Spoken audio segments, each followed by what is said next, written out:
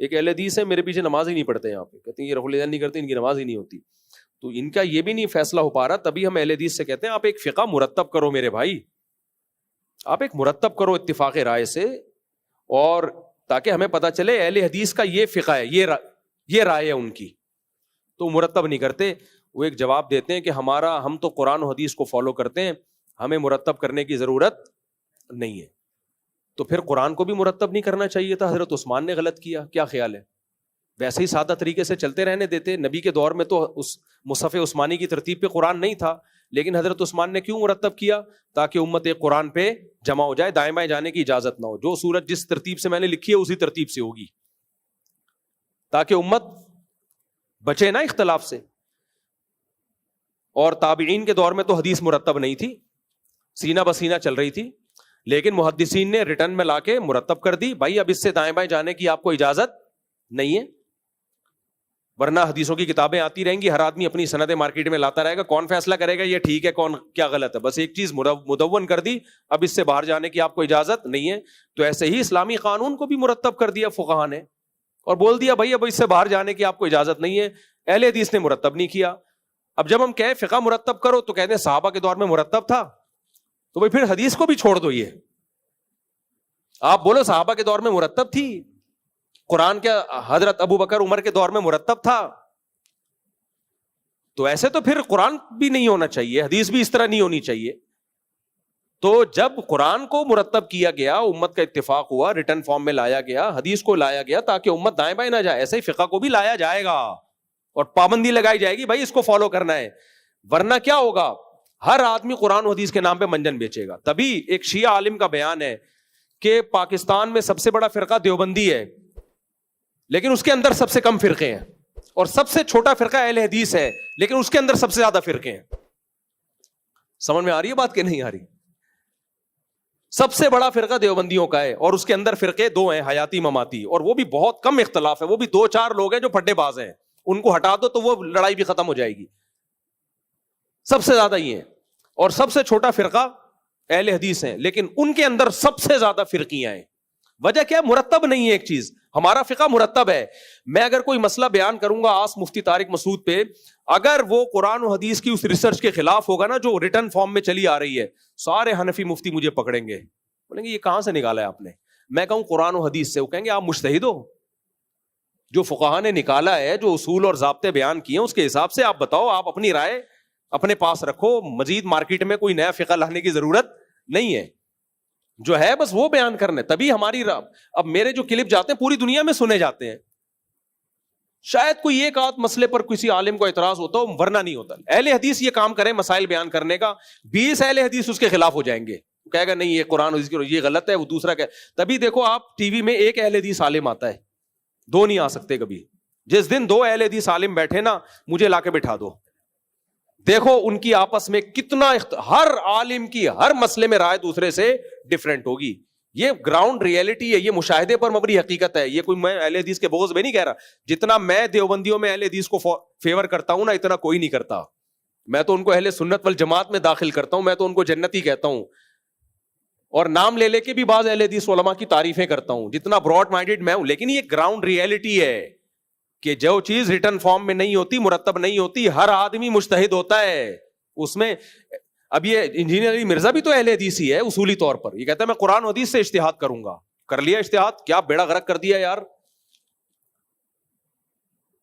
تو اگر کوئی فقہ مرتب ہوتا, اب اہل حدیث کہتے ہیں ہم نے آپ کو اہل حدیث جماعت سے نکال دیا, نکالنے کا کرائیٹیریا کیا ہے؟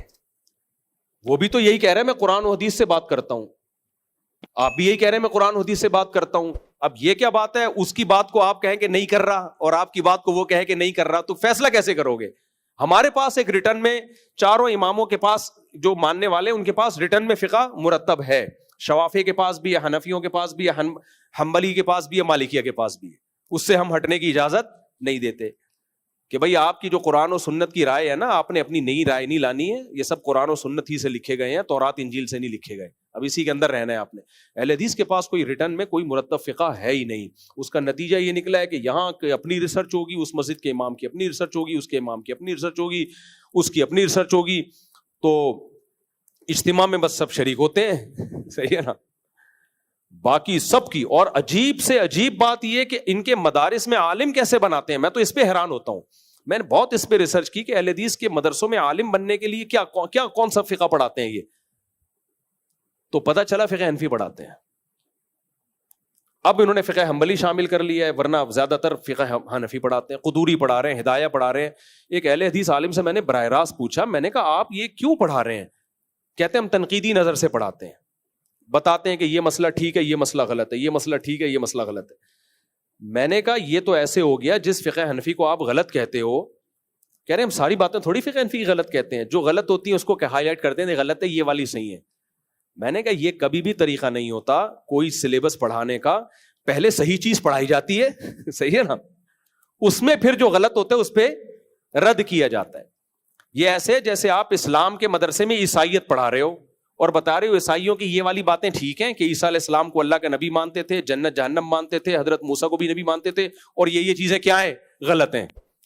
وہ کہے گا پہلے مجھے اسلام پڑھا میرے بھائی, پھر جو عیسائیت میں جو چیزیں غلط ہیں وہ پڑھا دینا بعد میں. تو میں اہل حدیثوں سے دوستی یاری میں کہتا ہوں, بھائی بندی میں کہتا ہوں کہ آپ اپنا سلیبس متعین کریں. وضو, نماز, زکوٰۃ, روزہ, حج, اذان اور حدود اور قصاص اور طلاق اور عدت, یہ سارے مسائل ریٹن فارم میں لے کر آئیں. پھر اناؤنس کریں کہ ہم نے قرآن و حدیث کی روشنی میں یہ چاروں فقہ جو مرتب تھے یہ تو غلط تھے, یا ہمیں ان پر چونکہ اطمینان نہیں ہے تو ہم نے ان میں سے جو چیزیں شریعت کے مطابق تھیں وہ لے کر ایک کتاب میں لکھ دی ہیں, اب آئندہ سے ہم وہ پڑھائیں گے. تو ہمیں کم از کم یہ تو پتا چل جائے گا کہ یار چلو 4 تھے تو ایک اور صحیح, ٹھیک ہے نا, اور پتا تو چلے گا یہ رائے ہے اس میں اہل حدیث کی.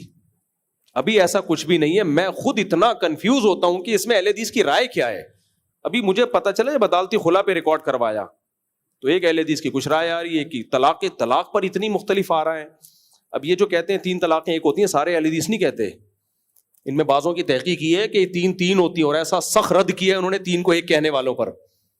میں نے ایک دفعہ کہہ دیا کہ اہل حدیث 3 طلاق کو 1 کہتے ہیں. میرے کمنٹ پہ ایک اہل حدیث کے کمنٹ آئے تو مصعب آپ نے جھوٹا الزام لگایا ہے, ہمارے محلے میں ایک اہل حدیث عالم ہے وہ کبھی بھی 3 کو 1 نہیں کہتے, وہ کہتے 3 ہوتی ہیں, آپ کیوں اہل حدیث کی طرف غلط بات کی نسبت کر رہے ہو, وہ مجھے لتاڑ رہا ہے.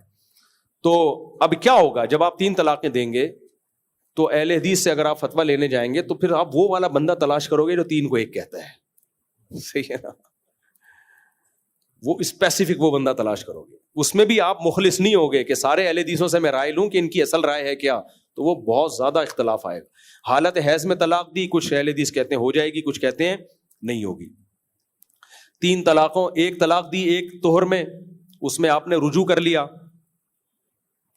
رجوع اگر نہیں کیا اور دوسرے طہر میں دوسری طلاق دے دی, کچھ اہل حدیث کہیں گے ہو گئی ہے, کچھ کہیں گے نہیں ہوئی ہے کیونکہ پہلے سے رجوع نہیں کیا آپ نے. اتنی آ رہا ہے, فقہ مدون ہے, مرتب ہے, اس میں اگر اختلاف ہوتا بھی ہے تو اصول ہے کہ فتویٰ کس قول پہ دیا جائے گا. اور صدیوں سے اسلامی حکومتوں کا حصہ رہا ہے, وہ ہوائی بات نہیں ہے, صدیوں سے خلافتیں چلی ہیں, قانون چلے ہیں ملکوں کے اس پر, تو اس میں بھی اختلاف ہوتا ہے لیکن بہت کم جا کے, اور اکثر جدید مسائل میں ہوتا ہے, قدیم میں نہیں ہوتا, بہت کم جا کے اختلاف ہوتا. تبھی تو دیکھو کتنے بڑے بڑے ادارے چل رہے ہیں, سب ایک ہی جیسا مسئلہ بیان کر رہے ہوتے ہیں. ایک بندہ ذرا سا انحراف کرے گا سارے علماء کھڑے ہو جاتے ہیں اس کے خلاف. میں نے مسئلہ بیان کر دیا, کان میں دوا ڈالنے سے وضو نہیں ٹوٹتا, روزہ نہیں ٹوٹتا. اب کتابوں میں لکھا ہوا ہے روزہ ٹوٹتا ہے. سب علماء نے کہا بھائی یہ کہاں سے لایا ہے, سب ایک دم اٹھ کھڑے ہوئے ہیں نا, بھائی کہاں سے لایا. میں کہتے قرآن حدیث کی تحقیق ہے میری. کہتے کیا تو ابھی نیا آیا ہے مارکیٹ میں, قرآن حدیث سے پہلے کوئی کسی نے تحقیق نہیں کی ہے کیا؟ جنہوں نے کی ہے ان کی تحقیق پیش کرو نا. تو پھر میں نے کتنی لمبی دلائل دی, بھائی ہمارے فقہاء نے کہا تھا کہ کان میں دوا ڈالنے سے روزہ ٹوٹتا ہے. ان کا خیال یہ تھا کہ کان کا کوئی راستہ حلق تک یا دماغ تک پہنچتا ہے. اب جدید تحقیق نے ثابت کر دیا کہ کان میں دوا ڈالنے سے نہ حلق میں پہنچتی ہے نہ دماغ میں پہنچتی ہے. تو فقہاء نے جس بنیاد پہ وہ مسئلہ بیان کیا تھا وہ بنیاد غلط ہونا ثابت ہو گئی. ایک دفعہ مجلس سے تحقیق ہو رہی تھی نا, تو یہی مسئلہ آیا علماء کی. تو ایک عالم نے کہا بھائی وہ قدیم فقہاء اتنے ذہین تھے کہ وہ کیسے غلط مسئلہ بیان کر سکتے ہیں کہ کان میں دوا ڈالنے سے, انہوں نے لکھا جب روزہ ٹوٹتا ہے, تو وہ بڑے عظیم فقہاء تھے, ان کا مسئلہ غلط نہیں ہو سکتا. تو ہمارے عالم نے جواب دیا بڑا زبردست کہ وہ فقہاء تو عظیم تھے, اس زمانے کے طبیب اتنے عظیم نہیں تھے جتنے آج کے. میڈیکل سائنس نے جو فقہ نے اس وقت ترقی کی تھی دین کے علوم نے, تو علماء میں ان کے ٹکر کا کوئی نہیں ہے, لیکن میڈیکل سائنس نے آج ترقی کی ہے. اس زمانے کے حکیم کہتے تھے کہ فقہا کو انہوں نے بتایا کہ بھئی کان کے میں دوا ڈالیں گے تو دماغ یا حلق تک پہنچے گی, تو ان علماء نے ان حکیموں کی سن کے مسئلہ بیان کر دیا. تو کہا کہ آپ آج کے علماء کو ان علماء سے کمپیئر تو کر رہے ہیں, لیکن آج کے ڈاکٹروں کو ان حکیموں سے کمپیئر نہیں کر رہے.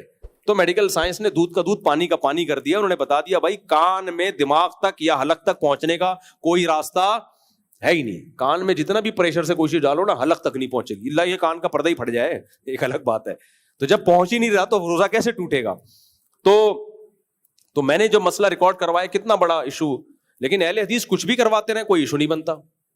وجہ اس کی یہ کہ وہ کہتے ہیں یہ ان کی رائے ہے, یہ کوئی اہل حدیث کے ذمہ دار تھوڑی ہیں. دوسرا کہتا ہے یہ ان کی رائے ہے, تیسرا کہتے ہیں ان کی رائے ہے, چوتھا. تو اتنی اکائیاں ہیں, تو ہم کیسے لوگوں کو کہیں کہ اہل حدیث کو فالو کرو؟ آپ جب کہیں گے جب آپ ایک ریٹن میں ایک مرتب کر کے لاؤ اور ہم اس کو مانیں کہ واقعی یہ بھی چلو آپ نے قرآن و حدیث سے نکالا. اس پر سوال تو ہوگا کہ 1400 سال کے بعد کیوں نکال رہے ہو, اب تک کیا کرتے رہے ہو.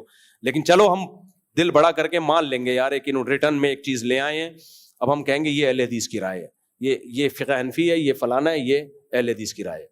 تو یہ ان کی ذاتی رائے ہے, اب دیکھ لو آپ کیا کرنا ہے, پورا فالو کرنا ہے نہیں کرنا, وہ ایک الگ بحث ہے. لیکن یہ تو جب ہوگا جب ہو تو نا, ابھی تک جب نہیں ہے تو میں اپنا دماغ کیوں ضائع کروں کہ کرنا کیا ہے. تو یہ نہیں ہوتا, دین ایسے نہیں عمل کے ہوتا. جیسے قرآن مرتب ہوا ہے, حدیث مرتب ہوئی ہے, تو فقہ بھی مرتب ہوا ہے. اور یہ تبع تابعین کے دور میں امام محمد نے سب سے پہلے 6 کتابیں لکھی, اور موطا امام مالک سے فقہ مالکیہ میں کتابیں لکھی گئیں, فقہ پر امام شافعی کی کتاب, یہ سب لکھی گئی ہیں. تو اسی لکھے ہوئے کو فالو کرنا ہے. اخپل طریقہ نہیں چلے گا اسلام میں, اس سے امت فساد میں جائے گی اور فرقے بڑھیں گے, اس سے کم نہیں ہوں گے.